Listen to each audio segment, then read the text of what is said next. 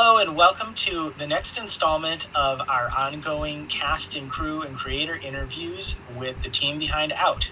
I'm Nicholas Zabali, the co-writer and producer of the film, and today I am with our co-writer and director and producer, Masashi Kawamata. Masashi, very nice to speak with you again. Well, it's my pleasure. Thank you for having me. Yeah, thank you so much. So we're just going to go through some questions that we prepared that we've been asking the rest of our team. And of course, may as well start with us since the project began with us. Sure. Just to get started, what inspired you to create this film and what were your impressions of it as we were working on it together? Well, the inspiration for the film is quite personal because there was a period of time where I was having this Hikikomori lifestyle when I was at uni, and little did I know that would become basically the concept of the film that we would be working on. So it was about 2017, 2018, so way before we met. We only met in 2019, I guess. But yes, the sense of isolation, the sense of loneliness that I used to have, which was something that would research around the time of COVID-19, and that was also the time when we were starting to work on this thing. So I think by a sheer coincidence or by a fate, my personal experience became basically the bestseller for this narrative and for this film, and so that was the inspiration. But I think there was also another reason why. We knew, as basically untapped, unknown writer, director, you as a writer, we don't have any resources, we don't have any budget. How could we yet make a feature film that would demonstrate our ability as filmmakers and writers? We can't make Tenets. We can only do some very small films right now. So we had to minimize any obstacles that we would have in the making of the feature film. For myself, it is a first-time feature film. And yet we got to make sure that we would have a great quality so that this would become a calling card for us.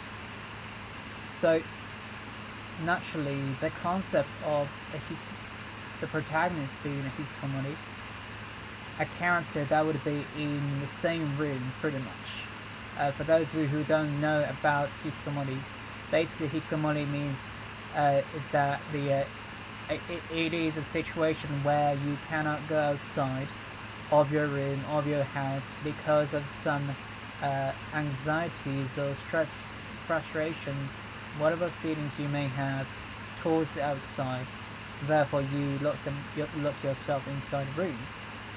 And by the Japanese government definition, you would have to be in that position for longer than 6 months for any reasons, including schools, some community, or some personal reasons as to why you want to be in that position.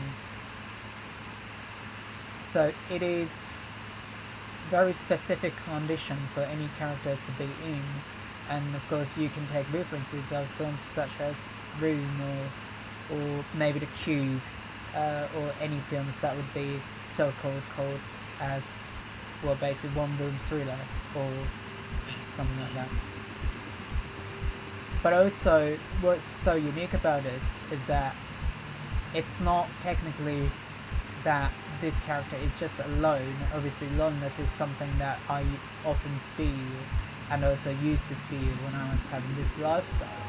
But also, you're not technically alone when you have all the connections through internet to the people that you may not see, but they're there for you on the other side of the planet, or somewhere actually close to yourself. And that was also my personal experience. I was seeking some connections from the people that I hadn't met in person and who were not in the community around myself, which meant that they are from either, well, they're basically from overseas countries. And very ironically, that was a way for me to learn English. I think at the age of 20, I could only speak some words of English, but having that lifestyle and extra time where I was just getting out of my room but still not fully integrated as a part of the society or community, I had more time of speaking to these people than actually talking to real people outside in my college, in my community, in my societies. And yeah, I mean, I'm glad that I had the time. Otherwise, I wouldn't be able to speak to you, or I wouldn't have been able to make this film. So, but yeah, that's I would say for the inspiration in the film. It's interesting that out of the Hikikomori experience, you'd actually gain some of the advantages that you needed in order to make the film in the first place. That's, I think oftentimes when people think about the Hikikomori life, you think only about all of the detriments and the disadvantages that you have. But it's interesting that there can actually be unintended consequences of it that can be to the good.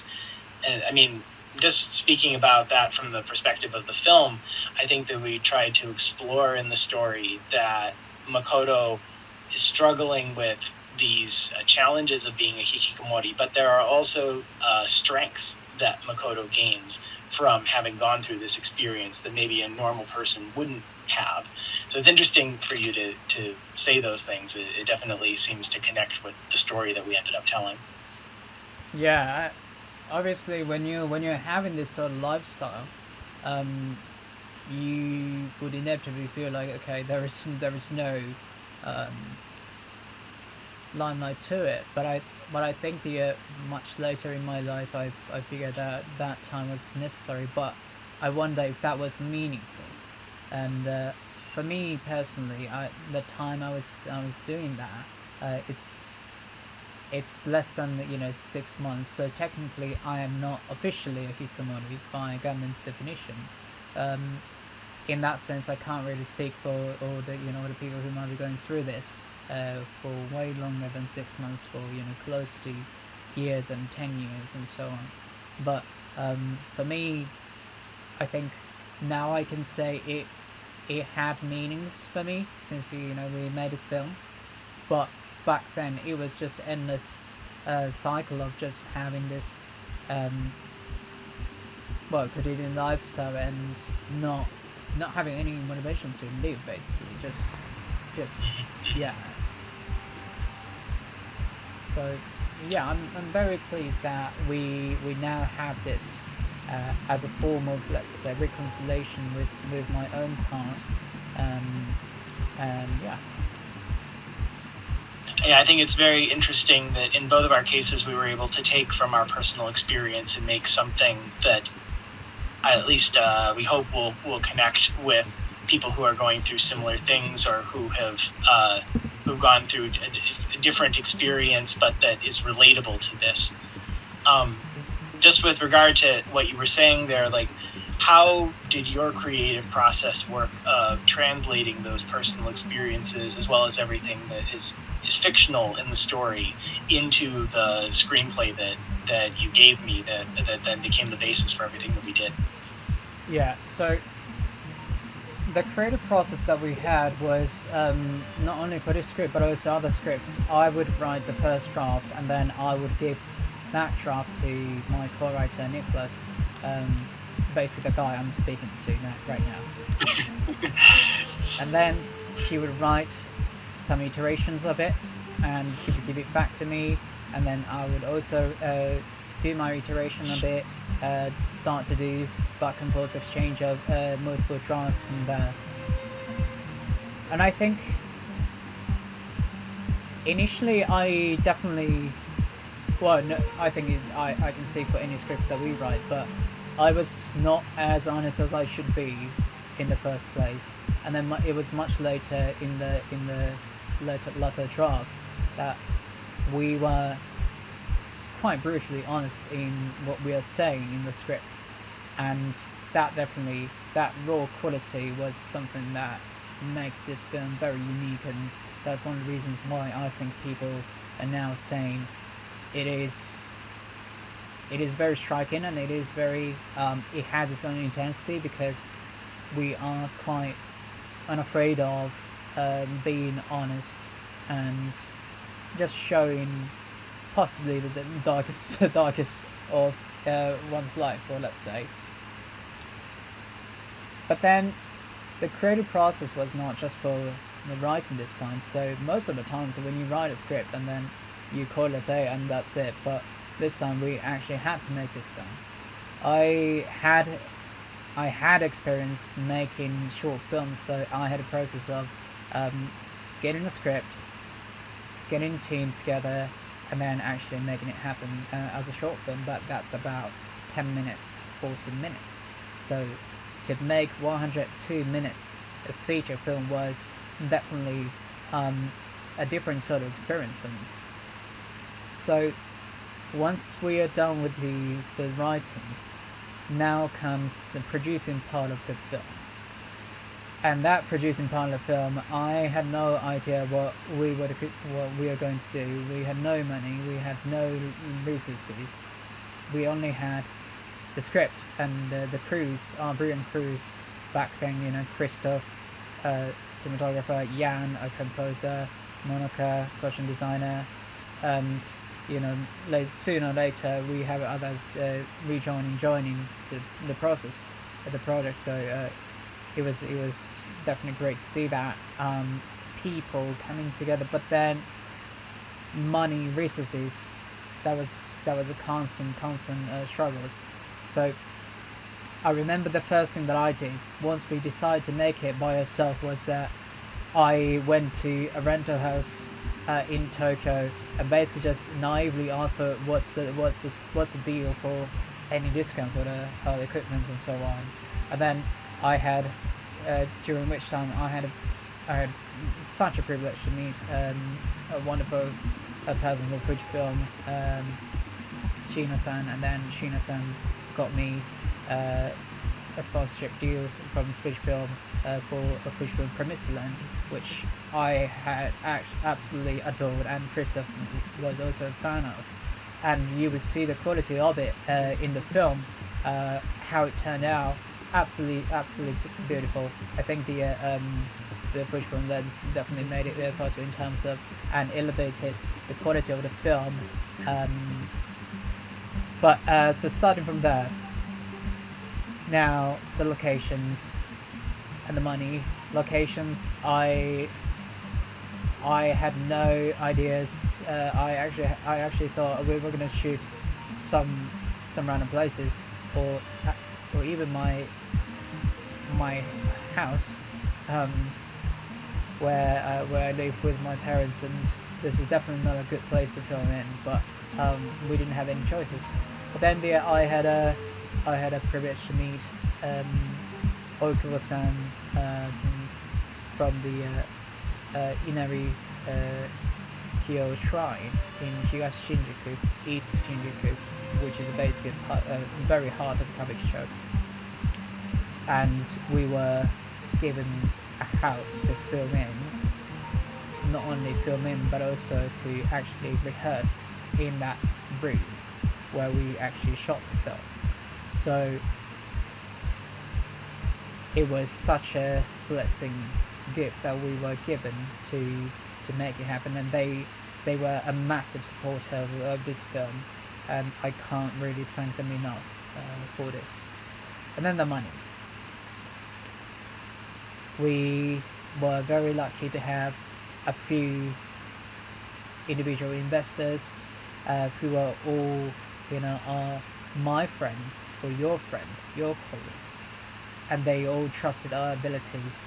And one of them is from my school, London Film School, my good friend, and I could not be more thankful for her commitment and also for her trust in my ability, because we were in the same class all the time, and then she saw that I could be writing something very big and I could be making possibly good films, and then she decided to, well, yeah, I'll invest in it. So everything coming together sooner or later. I think we spent about 6 months in pre-pro. I remember you would be doing all the logistical works from Los Angeles, and then I would be doing groundwork in Tokyo for location scouts, for location permits, for equipment deals, and everything else, crew scouting, recruitment. And then we finally come to this directing part of the creative process. The directing part of the creative process is for me, it was not any different to how I was doing short films. But this time, I think one of the things that I practiced for myself was that I would write full storyboard for me, and also for a cinematography department, and obviously for the production design department. I think that was a great learning experience for me to pre-visualize everything. I was already able to pre-visualize everything in my head, and more or less that was how everything was going to turn out to be. But this time I wanted to make sure that everything would be in a good place, and everything would be understood by the crews and the cast members, since we would not have every time we want to have on this planet on this production, because this is such a small film. We only had 18 days to film. You would not have 12, 14, 15 hours a day. You can only get so many shots in a day. So you really got to be decisive and selective of what you're going to do to achieve your direction. And I think that was definitely a plus to my creative process. But the general guideline for me is that I would just give conceptual ideas to all the creatives, not specifically to do with any key ideas or key visuals or key let's say motifs and so on. Sometimes I do, but I try not to. I would try to encourage them to come up with their own ideas, which would turn out to be something not so reminiscent of what we saw, what we hear, what we have created. And I think all the departments have made it happen, and to see everything coming together as one in the end is always a joy. And this time that was definitely something I'm very proud of, and I think the audience will probably feel that energy as well, for the effect of everybody's basically making their own biggest effort and having their manifestation of their own ideas, perhaps as cacophonous as it should be, but also as beautifully unified as one. So. And just relating to that, we had such a diverse, bilingual, international cast and crew on this project. Is one of the most kind of comprehensive and extensive groups of people that I've ever worked with in my career of having worked on a couple of film projects by now. What was that experience like for you as a bilingual creator and director? You would, in any given moment on the set, you would be talking to me in English, you'd be talking to some of the crew in English, some of the crew in Japanese, directing the cast in Japanese, but then switching back to English. How did that work, and what do you feel were the benefits and the challenges of working that way in comparison to, say, when you were working on your previous projects, which were you just only had to speak in Japanese to direct people? I think in a way, I'm used to it now. I worked as a interpreter, translator, and then I lived in this bilingual communities for some years now. I'm not I wasn't born in the UK or in the States. I was only born in Japan and then raised here for 20 years, and I think it was only 21 when I actually went to the UK and actually started to learn filmmaking and a bit of acting and so on. But for me, yes, although I was able to communicate fluently in both languages on daily life, but it is always such a difficulty or challenge to communicate professionally your creative ideas in both languages to other people, because constantly when you're in a film set, you're up against time and you're managing the schedule, and you're thinking about creative things, and then you have to translate everything in your head. My head is not ChatGPT, so I I definitely felt like there was a bit of a chaosness going on in my head, but I think it was a manageable one. I didn't really think that was any detriment to the creative process. I think it was challenge, it was a rewarding, challenging experience for me, and that also kind of took off some pressure, I guess, when it comes to you don't necessarily have to speak everything so eloquently, so perfectly for the crews to understand everything. You only have to communicate the simplest forms of ideas so that they can get it, and I think that really taught me to be precise and concise in what I say and what I can say, because, well, I think by nature my language vocabulary is very limited. So I would start from very not speaking so much, but then I would now able to select words to just define what I'm going to say in both languages. Um, but I think the biggest challenges is not really the language thing. I think it's about the cultural or communicational thing between the Japanese speaking crews and then English speaking crews, because some of the crews were from the UK. Many of them were working locally here in Japan, but there were two types of productions that they were in. Some of them were in a full Japanese production. Some of them were in bilingual international productions. Everybody worked in different way. Everybody definitely had different expectations of work style or communication styles or the scale of the project. So to manage that expectation, to manage people, I think our gaffer Michael once told me filmmaking is really about just human communication and also human connections, and I think that's very true. That was definitely challenging, because it was not that we had a beautiful waltz from the get go. We did not have time to go through the orchestrations preparation for weeks and weeks. We only had a few days of preparation with everybody together, and then day one, day two, day three. So we had to adjust on the way go, and I think yeah, there were definitely times where things were difficult, but I think in the end we made it happen. So, and everybody stayed together on the project, and that's the greatest. Nobody got hurt, and that's I think the best thing that we had.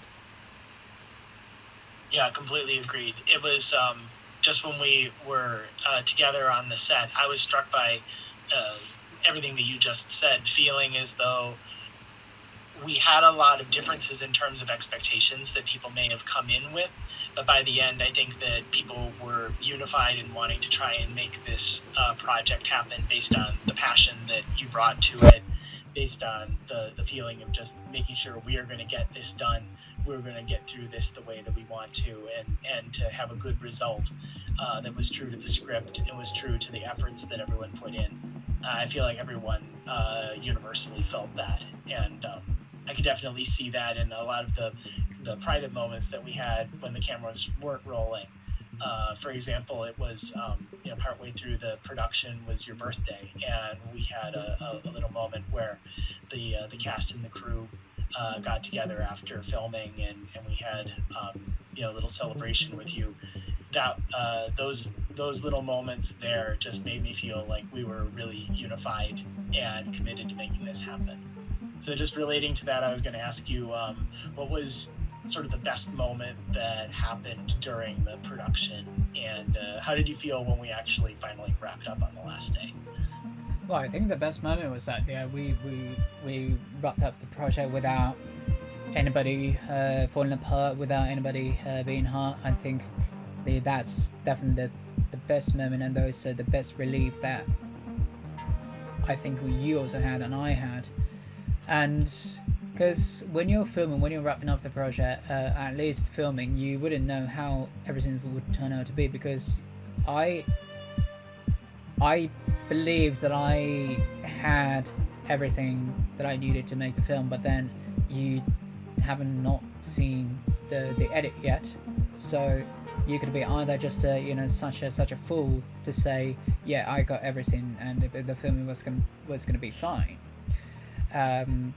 There was always a dual nature of things. So you have the excitement, but also you have the anxiety for how the film is going to turn out to be.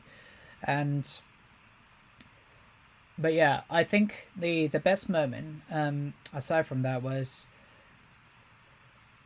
it's very difficult to pick one best moment, but I think there's a collection of every little bits and pieces of moments of set, on set, and as a whole, the memory or the experience that I have from the set, working with all these people, and little moments, laughters, and also some crush, and I think these are all now beautiful memories, and also a great life experience. So I think that's the best thing that you can have, and that's something you can take away and bring to your next life stage.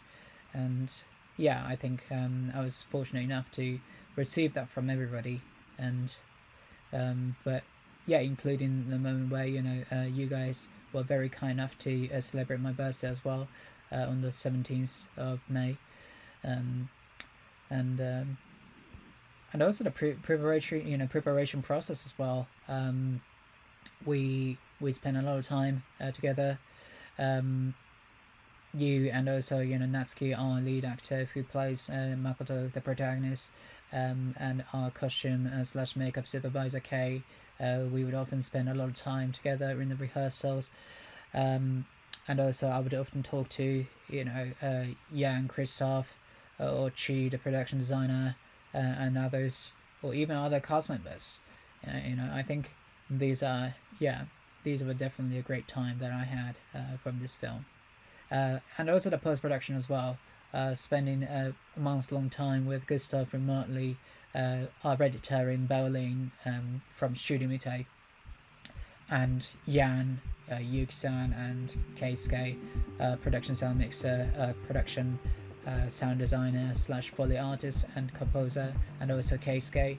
I think they're these creative calls that we had to talk about general ideas, trying to turn them into concrete creative ideas, and then translate that into creative formats, to see ideas that are conceptual and not fully in shapes becoming its own shapes, and then becoming its own art forms, and coming together as a collection is definitely, that was definitely the best moment to see. Just relating to that, I mean, obviously, as the director and also the co-writer and producer, you had more time with everyone on this project than probably anyone else did. But of all of the people who you spent a lot of time with, I think you probably Kei-san, our costume supervisor and just kind of general person who did everything on the project, maybe in the running also for this. But of the aside from her, everyone that you worked with, you probably spent the most time with me because of the whole development process and then everything that's happened since, and with Natsuki-san, our lead actress. So I just wanted to ask you, what was your experience like working with the two of us, with me and with her? So as for Nicholas, as for you, I think I wouldn't say it was easy. I think it should be, because you're trying to make a feature film, and then you're the writer and also you're a producer. We both had a few hats that we had to have, and then those are responsibilities that we had, and because we got to be responsible, we sometimes have to be very challenging to each other, making sure that things will work. And I think now we have a very beautiful film. We can say that was definitely a necessary thing to have, but because at the end of the day, although this is an independent production, it is a professional responsibilities that we have as a writer, director, producer, and for you as a writer, a producer. But the commitment to the process, the commitment to the end product, was definitely something that I learned a lot from you, and because I think for me, I tend to have a very realistic view on the things, and even on the film set, because this was also the time, but on any short films, I hadn't really had professional first ADs, so I would oftentimes ask my friend to just, hey, could you keep track of the time so that we are on things, we are not behind of things. So this time around as well, our lovely Kaya, she's such a brilliant person. She hadn't had a formal professional first aid experience, so she had to learn on the go. But she learned it so quickly, and she performed in the film as well as Chen Shan and other parts as well. And she made it work for me, so I was able to take a lot of pressure off my shoulder. But also, we knew that we had so many limitations in the process. So I think for me, to have that expectation, but also abandon that expectation to try to achieve everything that we can, still was something. I learned a lot from you, not only from the writing process, but also the filming process, and the post-production process, and we haven't finished the film yet, so I'm pretty sure there are a lot to have, and to see the extended amount of notes from you. And sometimes it's quite frustrating, because it should be, because you want to wrap up the film as soon as you can, but then you have another person, as a co-writer, producer, saying, man, you have more things that you can improve. And of course you would say, yes, of course we would love to improve, but also saying, like, oh, I wish I can just finish the film now. And I think that even the Quentin Tarantino once said that you just want to feel like you have done the edit and just be done with it, but everything happens from there. And I think that's true.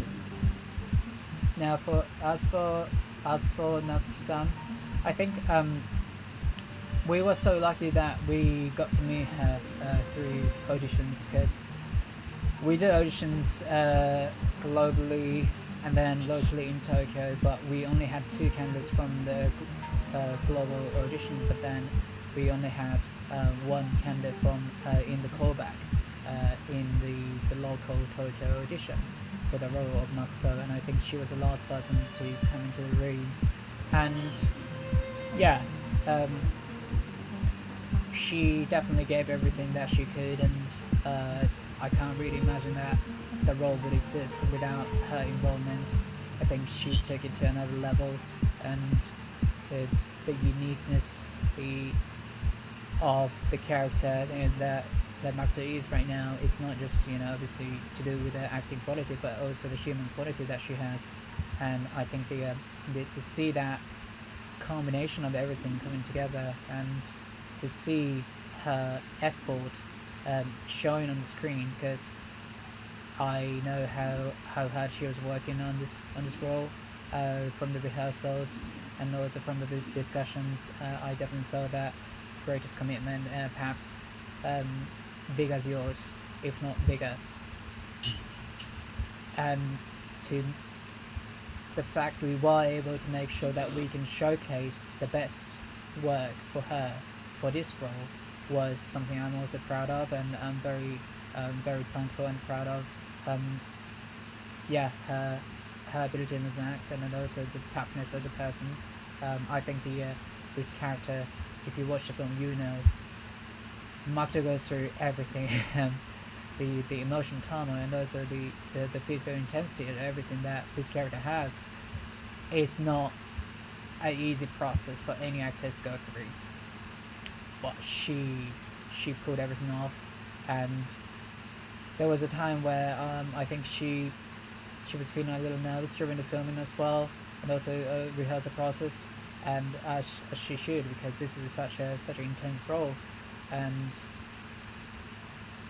there was also a time where she talked about, like, if any human beings would go through this, crying and screaming and going through emotional turmoil within a matter of a few hours, you would have such a dizzy mind afterwards, and headaches and so on, which she did, because she was crying and screaming and having a lot of emotional outlets as a character throughout 5 consecutive days, and then another week, and I'm pretty sure that was very, very difficult for her, but hopefully rewarding experience for her now.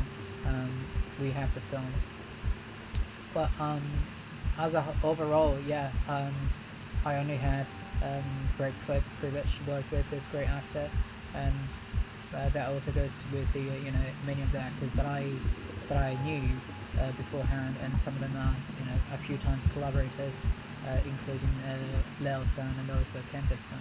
And Daisy was a first timer, but man, she gave such an incredible performance, and the film would also not stand on its own feet without her greatest performance. So I'm in awe of everybody's talent, from the actors department. I know that we still have a bit of work left to do on the project, but you had a chance to see it now a couple of times, post-edit, and as we've implemented the screen graphics, the sound mix, everything. What's been your reaction to seeing the final film as it's come together and as it is right now? Well, I think it definitely was something that I projected in my head, but also with quite a surprise to it, because although I can see every frame of the film when we're writing, and also when we are making it, to see everything coming together in the edit, and this time, because we not only had the live action film footage, but also we had screen graphics to incorporate, so we had 2 strands of narratives going on. The unification of both of the elements, that's not something I was able to imagine in the head beforehand. I was able to have this vague picture of this is where the screen graphic would go, but I think that we had a lot more of these integrations. I think that it was infinitely better than I expected, and this is a testament to how good of an editor Gustav is. That was definitely a bigger surprise, and also to see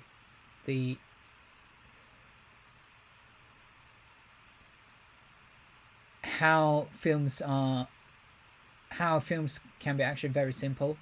Films are just sequences of images and pictures, with sounds and musics. And I think we actually gave it really came back to this old school style of showing images in sequence to make a film. And I think that was how we made a film when it comes to trying to combine both of the live action and the screen graphics. And yeah, in a way, one may say like this is very very much like an old Hitchcock style, and it should be, because basically it's a sequence of images. And I think it was very great to have that very basic understanding of it, but also a very important one to re-educate myself and to think about how we can make films from now on, since there was a lot of things that I took away from this film, from how it looks and how I like to develop my own voice, because nobody knows what kind of voice you have until you make the first film, and now we have one. So I am very hopeful that this would be just one of the many films that we would make, and we can possibly translate many of the same things to our next films and so on. But as a single film, everybody just made the greatest effort, and to see even Jan's great music coming together, and even the Christoph's great cinematography and color graded ones. I think it was just such a surprise, and it definitely went beyond my expectations and everybody's expectation. And I think that also is the same for audience members. I guess nobody really expect that this would be such a film when you have only about less than 100,000 USD budget, and then you only had 12 crews average on a daily basis, and one room and one cast, and a few supporting characters and so on. So yeah. How would you describe the film to someone who's just learning about it now? This is a film that sets in a very small setting with a single character, pretty much, but the film is very loud. The film is very it has its own explosiveness, as almost like a nuclear, and I think this cacophenousness is definitely something to do with the every creative's giving everybody's best to the film, and acting, cinematography, music, costume design, production design, and the rest of the department, sound design. Everything is coming together, and everybody's trying to manifest their ideas to the table, and we kept it in this very small setting. Therefore, the character, everything else, the film itself is speaking very much loudly to the audience members, and the emotion therein as well. And I think this is a sort of film where you would be able to experience through the lens and skin of this protagonist Makoto, because that's how we designed the film, and to be able to feel everything from there, not watching it from the third perspective or just objective perspective, but from the very subjective point of view, to go through everything and to get on with the ride of this story. And I think this such a small big film, is that how you say it? Like I'm not really sure how you say it, but you can probably phrase it a better way. No, I think that's exactly right. It is I guess what you could say in English is it punches above its weight. It's it has a lot more aspiration to it, and a lot more achievement in it, if I can say so, than you would think based on the limitations that we faced while making it.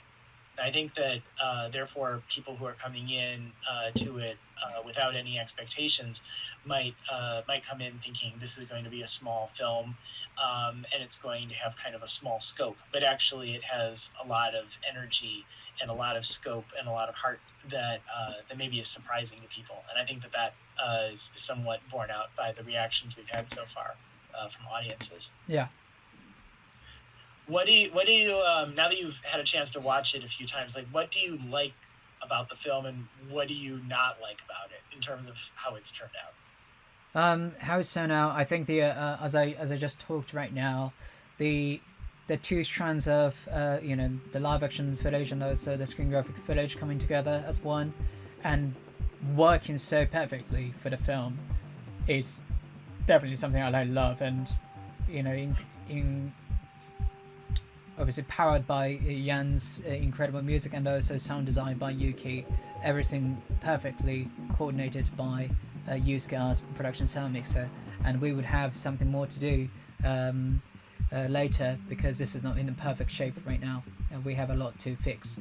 But I think what I loved about was how the film is not really leaving you behind, how the film is trying to grip you, by the neck and not letting it go.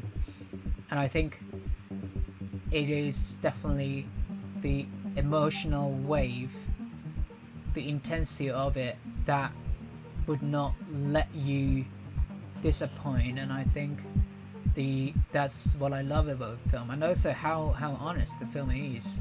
I think it's quite rare to, objectively speaking, to see such a raw, honest film, and I think that's a testament to ourselves and what we try to do, and I love that aspect of the film. And what I don't like about the film is that I think you would probably agree with this, but we know that we had a lot more on the script originally, and we were not able to show everything because of the realistic circumstances where we didn't have the enough budget, where we didn't have enough filming days, where we didn't have enough time. And I think everybody would, any production would have that feeling, and I think even the greatest of the filmmakers, they would also have that. I understand that from some reports that Christopher Nolan, he had to shave down 30 days from Oppenheimer's feature film filming, and 30 days is gonna pretty much carve out so many creative ideas, and I'm pretty sure he had, but still he made it work. But I think that's also something I love about the filmmaking, the problem solving. You would go on the set, you would constantly face so many struggles and obstacles, and you gotta find the solutions. And with great people, you can make it work. And this time, we definitely had so many problems, but problems are not bad things. Problems only come to us when we're trying to achieve something. But everybody was very capable of handling the situation very well, and everybody did not flinch away and stay together and to make it work. So that's something that I did not love about, or did not like about, turned out to be something I like about. So I think that's how I can phrase it. And to see the final version of film with these problem solvings actually is something I also enjoy as well, because inevitably the film that you imagine would be shaped into a form that you had not imagined before, because you didn't have, let's say you had this a clay, and then you wanted to make a perfect triangle shape, but then you realize you don't have the triangle shape kit. Now you're going to make it by your hands. And how you would make it happen, you would try to get some equipment, get some let's say some wooden panels to mimic the triangle shape, to create that triangle shape. And I think in the end you would not have the perfect shape, but something unique to that. I think the uniqueness that the film gives out is also, the I think that results from the kind of the conditions we are in, and that also make the film very unique and quite singular. So that's also something I like about too. Yeah. I think this relates to what you were just saying, but what would you like to tell audiences around the world who will be watching this film about this film, as they would be going into it? I think I definitely hope that people would feel the hopes from this film, and also some power from it.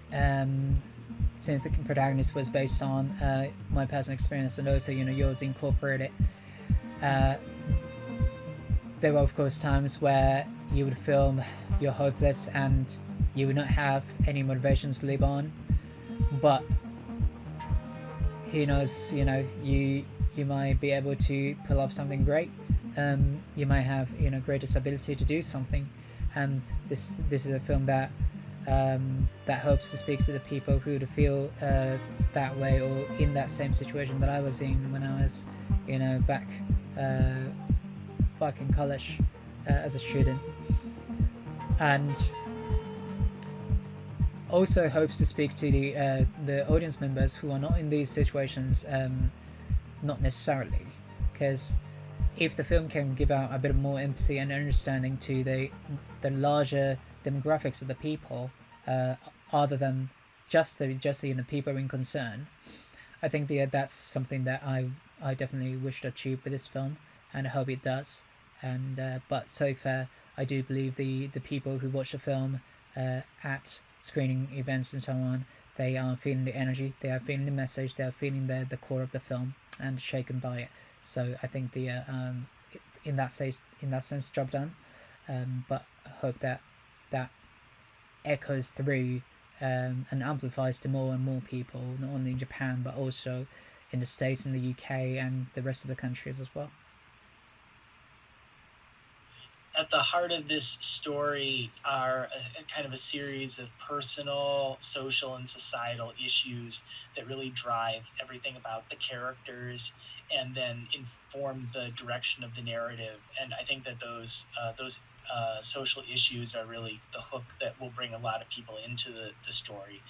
There's none that's more important and fundamental to your experience and to the origin of the project than the Hikikomori aspect of it. So I was just wondering, what are your thoughts about that in Japan and globally? People who are living like this, and the idea of how people contextualize Hikikomori issues, and what do you think?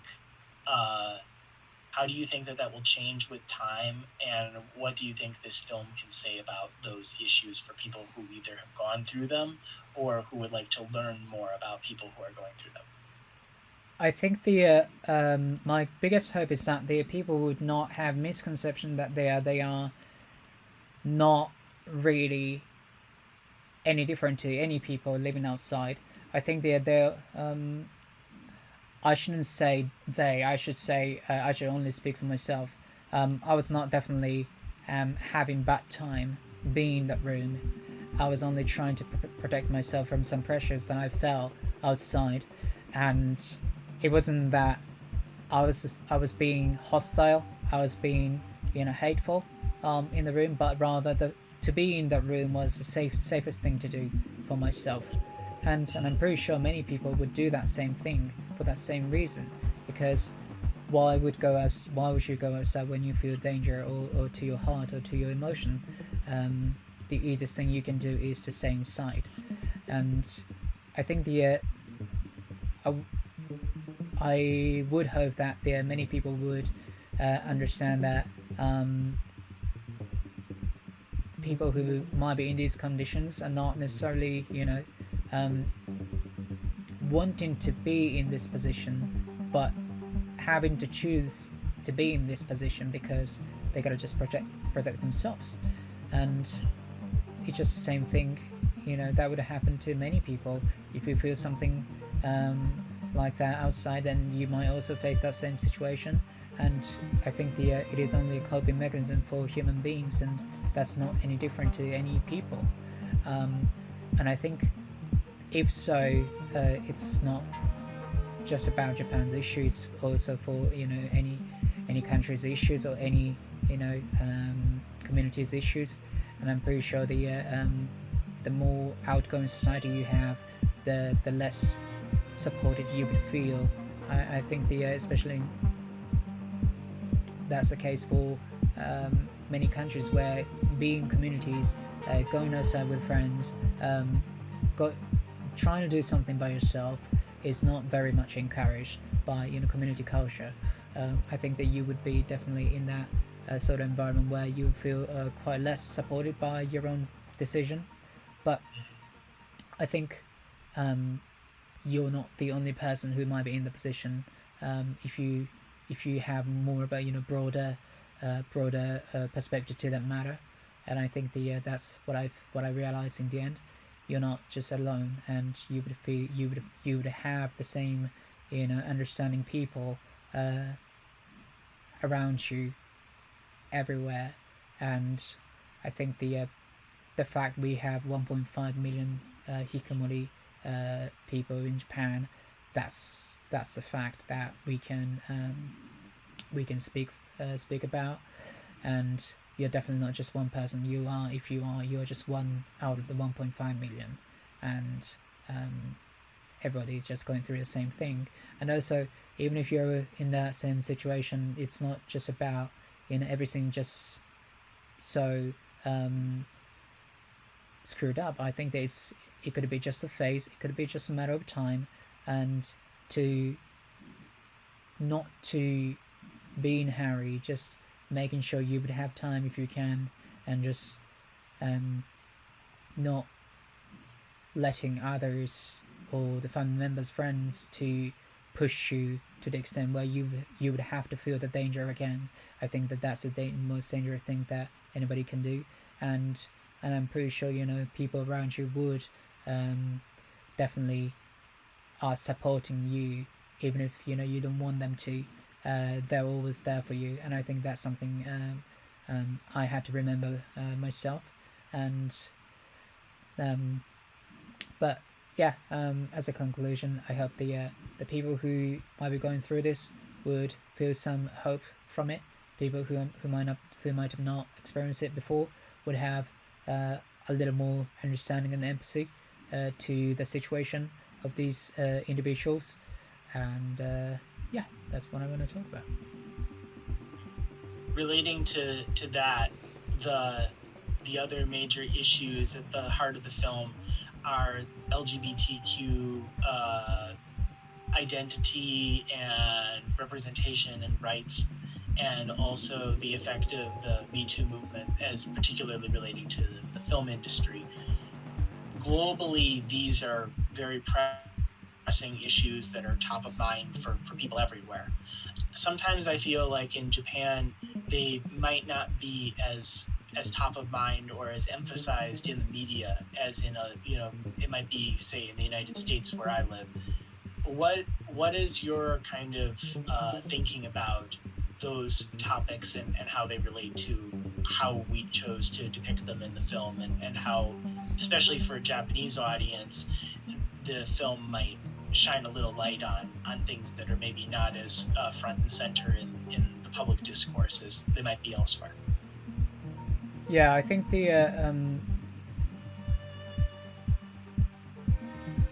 definitely there has been some improvements, and when it comes to the representations for minorities.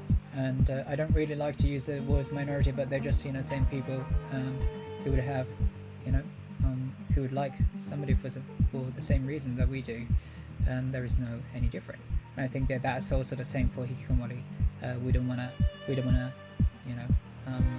differentiate people just because they have something. No, we all the same people, and I think that the film would hopefully speak about that. But definitely there is some still hesitation from the culture, I guess.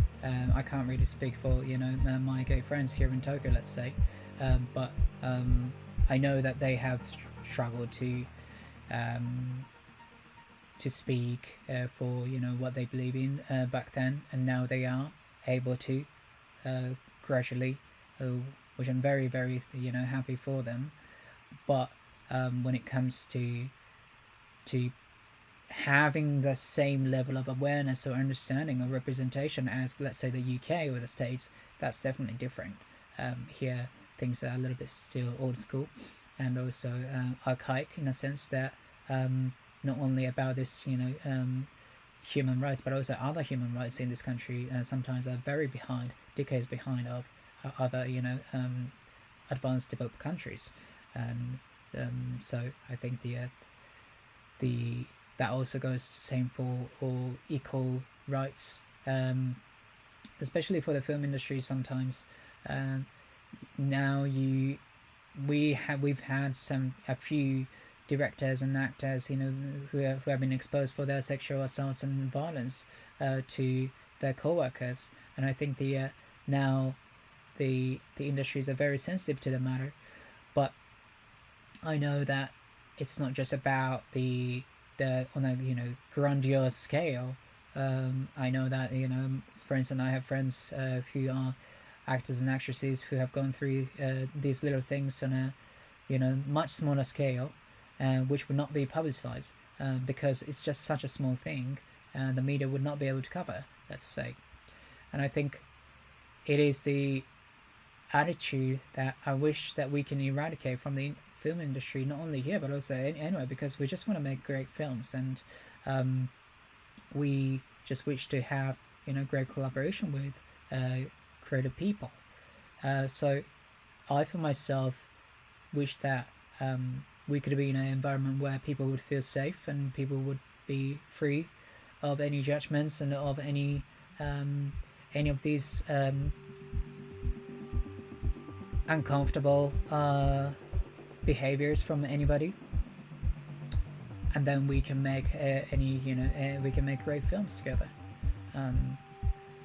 But I understand that there are so much more to be done about it, and I hope at least in this industry, and I hope that we can navigate ourselves in a way that we would not follow that same pattern, so that we can build our own industry or build our own culture, and we can have our own future designed by ourselves and designed by our belief with the people that we trust.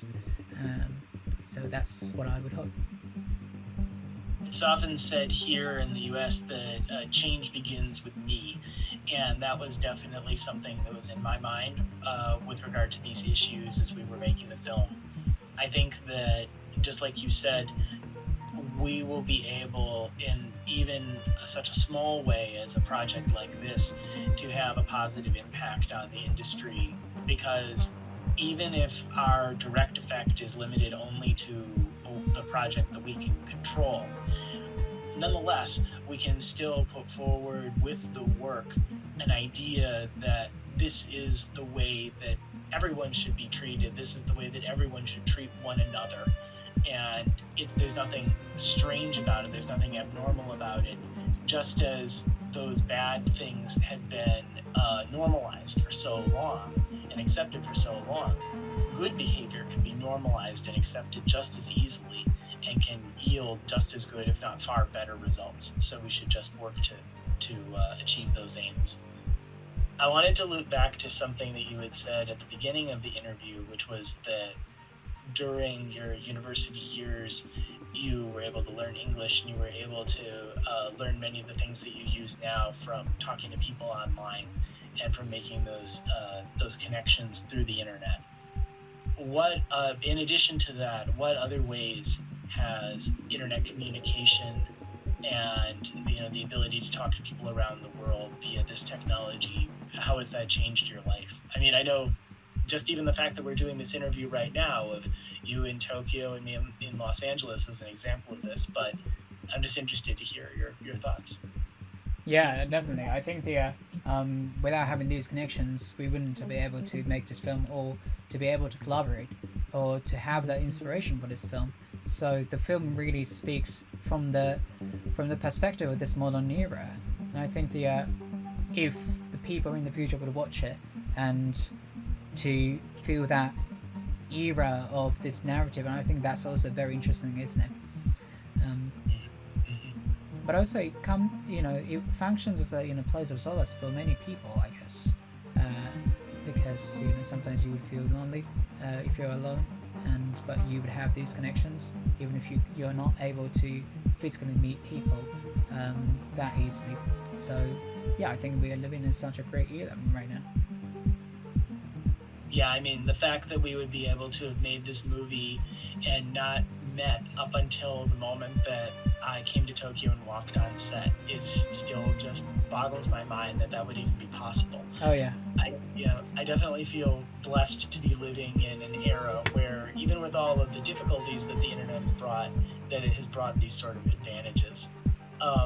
I also think, this relates to my next question, but I also think that one of the strengths of the internet is that it allows people like us who are coming from, in some cases, very different backgrounds and cultures to connect. And I'm just curious, from your perspective, what was the most interesting thing that you learned culturally during this production, whether it was when we were on set from talking to the different cast and crew, or when we were working on the script and considering different cultural differences, or even what we're doing right now in post-production and showing the film to people. Like, what have you learned that was interesting to you? I think definitely the work style difference. You know, even the way you would call some terminologies. The UK crew would have different things, and our local crews in Tokyo would have different ways of speaking. And I think that also goes to not only for the film but also post production process as well. We had a composer joining from the UK, a editor joining from Berlin, Germany, and sound designer slash Foley artist and production sound mixer joining from Tokyo. Everybody had to work differently, and but yeah, somehow they all had the one way of communication, and I think the fact they were able to translate and communicate together, that also kind of makes me hopeful about, okay, it is very interesting to see that dynamics work on this very small film, because in fact we had more than 10 nationalities of people joining on the project, and I think the how wide we can go, on its width, with the different demographics of people, and to be able to collaborate that cross culturally and internationally is a very encouraging thing to do, and I very much hope to do that for any of the project that we would be doing together in coming years. And it's always a great joy to learn more about different cultures, and just to have a conversation with a guy in Berlin weekly basis from Tokyo. That's also a very fun thing to do, you know. Yeah, I think one of the things that maybe people forget about when they talk about a cross-cultural production or an international co-production is that there's the cultures of the individual countries and the individual people, but there's also film culture itself.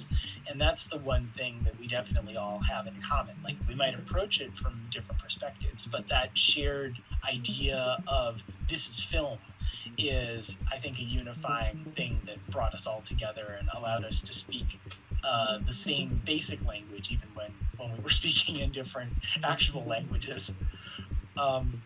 Relating to that, I wanted to ask you just, how do you view this film as a step in your career? Where are you looking to go from here? And how do you think films broadly, whether it's film culture or the specific films or the future films, how can films change the world for the better? I can't really speak for something that I can't promise, so I'm just gonna keep it very simple. But I think for me, I hope that not only with this film but also other films, that we can make films that we can enjoy in cinema, and also we can give first and foremost the greatest joy of watching a film, and then they can possibly feel inspired from it. And because I think we're not trying to be philosophical or pedantic in our films. We're only trying to give out the good films that people can enjoy, because those are the things that we felt when we're watching the likes of filmmakers' films that we love.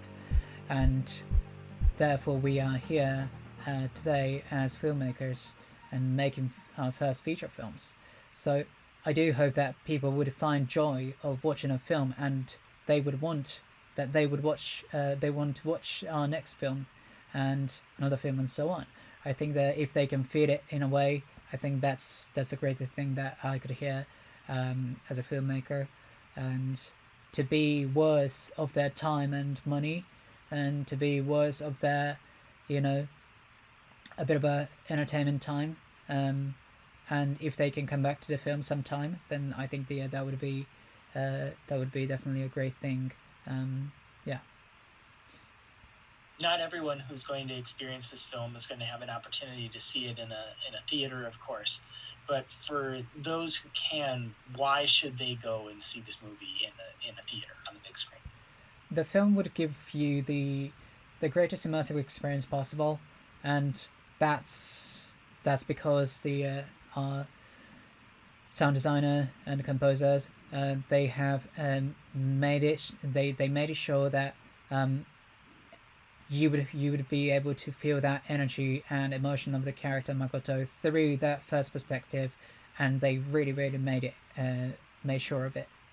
So to be in that blackness or the darkness with the rest of the audience members in cinema, and to be able to experience that, you would be able to really see the film from the perspective of the character Makoto, and really have that immersive experience. So I would say that would be a why.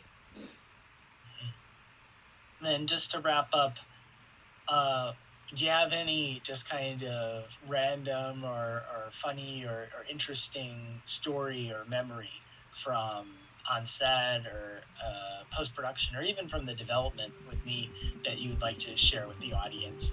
Just something personal for them to think about as they're going to go and watch the film, or maybe they've just seen it and they're listening to this now and would like an insight from you.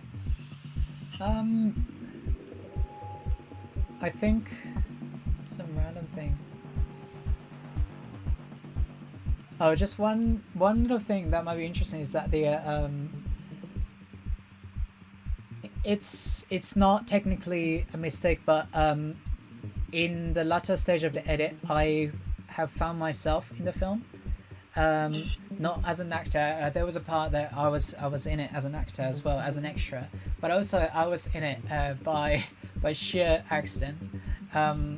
Nobody has noticed me, and I think it's almost like find Wally kind of situation. So hopefully, if anybody finds that and grabs screenshots of it and send it to us, that'd be great, because I know where I am in the film, but it is only about a few frames. So yeah, I think that would be a very exciting thing to do, maybe. All right, well, audience, there's your challenge. Go ahead and try and track Masashi down if you can find him. Just to wrap this up, thank you very much for your time today, Masashi, and for sharing all of these thoughts with us. I'm really looking forward to further conversations with you as we continue to bring the film to audiences, and we may be doing Q&As and other things in the future. For anyone who is listening or watching this content, please feel free to reach out to us with any questions or reactions you have, and I'm looking forward to sharing more of these interviews with you going forward. Thank you very much for your time, and again, thank you very much, Masashi. Thank you, and likewise, it was such a pleasure to talk to you, and yeah, and thank you for all the brilliant questions, and I hope a lot of people can watch the film and enjoy. All right, wonderful. We'll wrap it up there. See you next time. All right, take care. Bye-bye.